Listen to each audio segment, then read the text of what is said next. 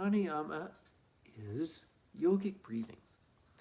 And this is a wonderful way to deepen your meditation, the practice of pranayama.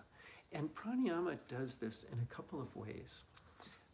First of all, let me talk a little bit about why controlling the breath in a certain way is going to affect the functioning of the mind. Well, the yogis are very great researchers, and they've spent literally centuries sitting in their caves and huts in India, in the Himalayas, or wherever they are practicing, very closely observing the movements of the mind, very closely observing the movements of the breath and their body and the subtle energies in the body. And what they found is there is an intimate relationship between breath and mind, between prana, life force or life breath, and mind. Now, why is this? It's very interesting. What is a mind? A mind is awareness fluctuating in thought waves. So awareness, absolutely still, is the state of no mind. There's not a mind there. It's just pure awareness. For a mind to come into being, all we need is some activity in that awareness, some thought waves. And then suddenly we have a mind. Okay? So what causes the thought waves? In awareness. So you have silent, pure awareness. How does a thought arise? It arises by virtue of something you can call Shakti, the power of consciousness, the energy that's within consciousness, the potential energy, which is prana. It's life force.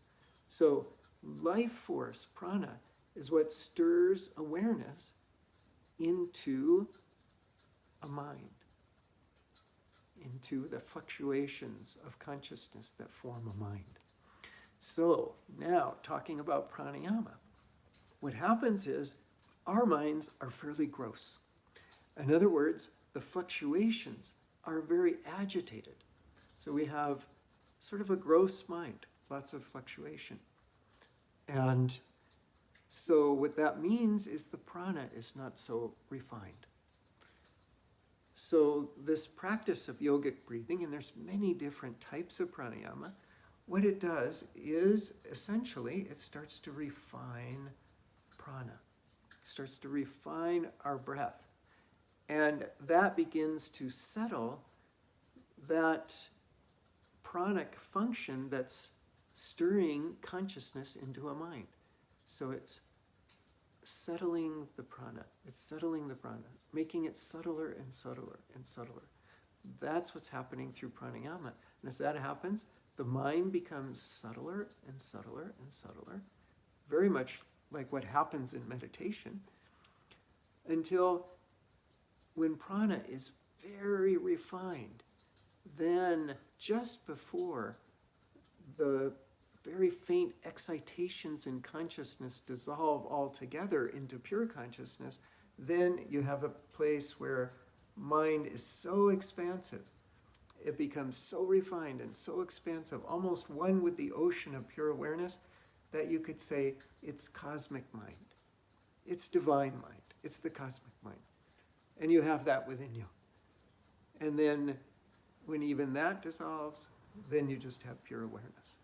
So by refining the breath, we're quieting that activity of prana with that stirring consciousness, and thereby refining the mind,